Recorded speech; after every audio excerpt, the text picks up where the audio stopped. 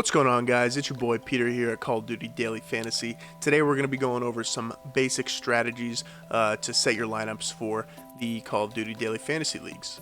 So we're going to be going over several strategies here to set your lineups. The first strategy that I've seen some success in, but it's not particularly popular, is to select the best players from one match slate. So say Chicago is playing Atlanta, you would pick 3 players from one team, 3 players from another team, and then you would have to squeeze in 1 player from a third team in there so that you meet the lineup requirements. Now this strategy does hold some benefit, especially if there's 2 evenly matched teams and you pick the best players from each team to pop off against each other. You would expect good scoring. I've seen some success in this, but it's not the best strategy available. Now along the same lines, there's a strategy called stacking, in which you would pick 4 players from one team, 2 from another, and then 1 from a third team so that you can fit the requirements. This is a good strategy, as well as 3-3-1. The difference between this and the first one is that you're picking players from teams that are not facing each other. So the advantage to this versus the first strategy is that you're not conflicting the numbers against each other. So say that Scump kills Simp, those numbers don't cancel out, and you don't lose points while gaining points, and they sort of cancel each other out. So that's not happening here.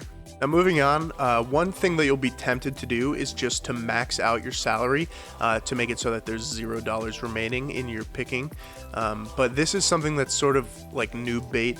It's not necessarily optimal to try to max out your salary when there's possibly better plays underneath. Now along those same lines, for a team that is a favorite, their salary will automatically be higher than a team that's an underdog, and a lot of people in tournament formats will be baited into choosing the higher priced players when there's possibly better value underneath. So for example, when Seattle plays somebody like FaZe, somebody like Octane, who is possibly a top 2 AR in the game, maybe even the best AR in the game, his price is going to be lower than somebody, say, like Simp, because they'll most likely be the favorites over Seattle, since Seattle is not a great team at the moment. Now, of course, you'll see better value out of Octane because you're paying less for possibly more points per game.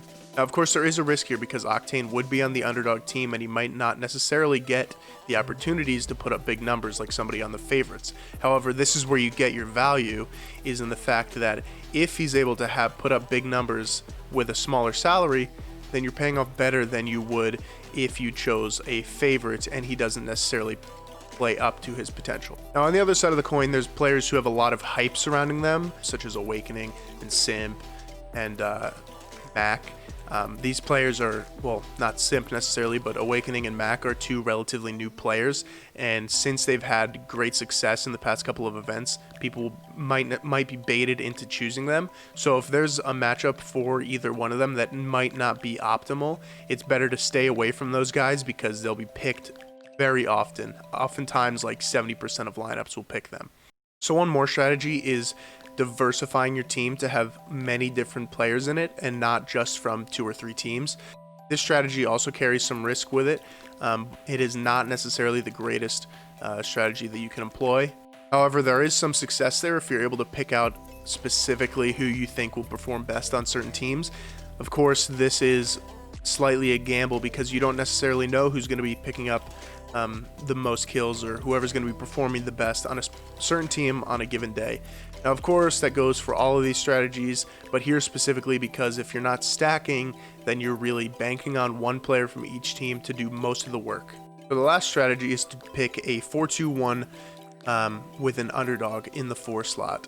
So here is the greatest risk, but also the greatest reward, because in those last 2 of the 6 stack, you'll be able to fit highly priced players and get very good value out of the 4. Now, of course, this is the greatest risk because your underdog players might not score highly, but I've seen some success with this in matchups that look close enough to possibly play the underdog side of it.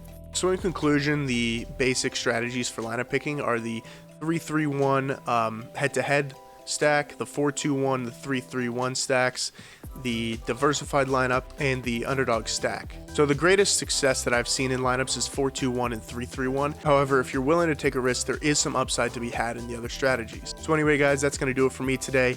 If you liked the video, please like it, share, and subscribe. If you have anybody interested in Call of Duty Daily Fantasy, please share this channel with them. And with that, thank you guys so much for watching, and I'll see you next time.